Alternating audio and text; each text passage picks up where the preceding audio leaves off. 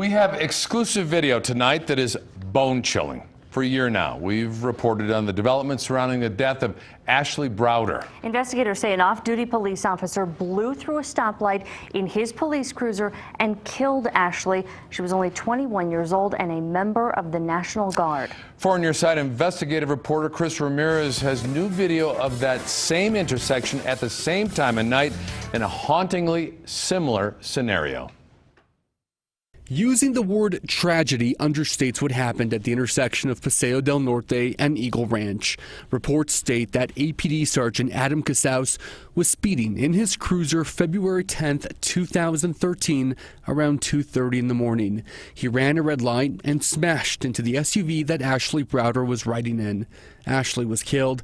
Sergeant Casaus was fired and criminally charged for Browder's death. The only thing that had stopped the officer that night that Ashley was killed was the fact is that he hit her. Fast forward 1 year. This memorial stands at the intersection where Ashley was killed. A videographer wanted to document the scene exactly 1 year later. While I was shooting the footage of a cross that they had just recently put up at the intersection there, I heard a car accelerating from behind me.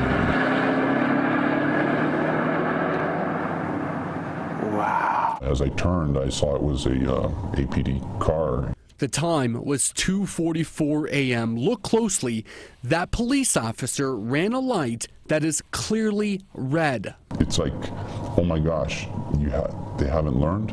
We took the video to APD Chief Alan Banks. But a lot of people have talked about the culture of the Albuquerque Police Department and how we have this culture where a lot of officers think that they're above the law. And this looks like an example of that culture that people talk about. Would you agree with that? No, I wouldn't agree because we don't have all the facts in this. Is it troubling? Absolutely troubling video.